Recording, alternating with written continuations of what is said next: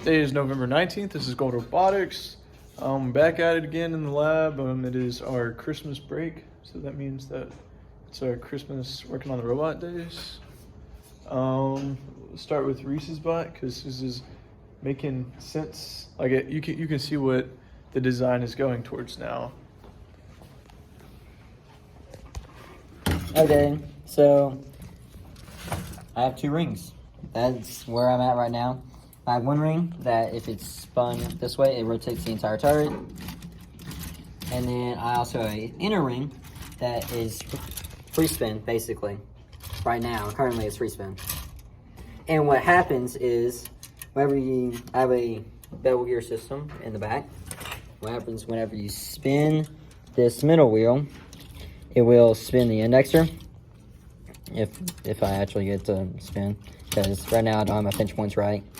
But it will spin the indexer, making this go forward, so whenever the disc comes up, I need another hand. Whenever it just comes up, the indexer will spin and push it out. That's the whole idea. It's not really easily explained, and I'm not good at it. But that's looking really promising because because we both, have the same concept of double ratcheting, but we did it different ways. And so that's really promising for the 360 for his shooter, so he can turn all the way around. He's got like a little gearbox here for the bevel, and then this at the top is going to be a tensioner, so that whenever he has that, he's going to connect this 4-bar linkage to the spinning mechanism as of now, so that whenever the 4-bar goes up, the indexer wheels are spinning at the same time. So whenever the first disc on top hits the indexer wheels and clears and is able to go up the ramp, instantly slides up the ramp, and then another disc comes up and then it slides up the ramp, and another disc comes up and slides up the ramp. So pretty much he is going to be indexing by just pushing the discs up into the flywheel. Is the main thing. And then the thing on top is just to kind of give it that little boost to go forwards, or whichever direction, the same direction as the flywheel, which I think is going to look pretty, I think it's going to turn out pretty nicely. And that opposed to mine will be able to get the full 360, which is going to be really, really cool looking. Maybe even more, because, going past all around, But I'll go to my stuff. Closing in on the bot. We got the top of the intake now. This is prototypey, but it worked, sometime. It's still a prototype phase, but pretty much it's chained to here, and it comes up this part, and it just spits it out at the top. Right now it's all made of like singly and stuff, but then it pretty much just goes like that.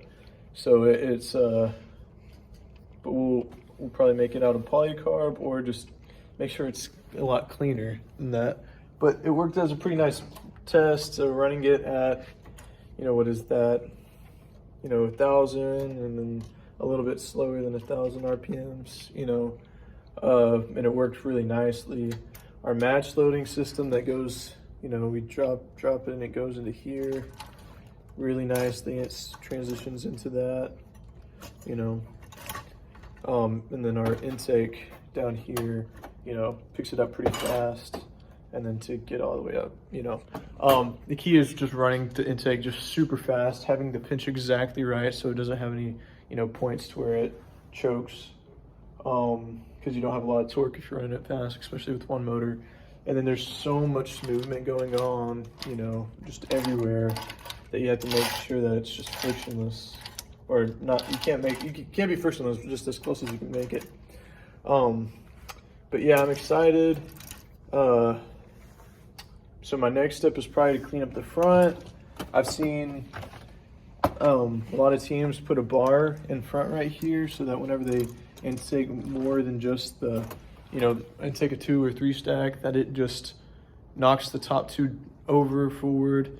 So that you can pick those up, especially in Auton. Usually you can just kind of hit it in driver and it falls over, but in Auton, it's been scary to even touch them because they might jam up your intake in, the first 15 seconds, and then you're kind of screwed for the rest of the match.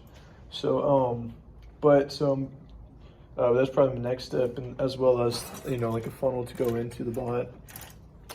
And then I'll work out, make this not prototypey, you know, make it into something final.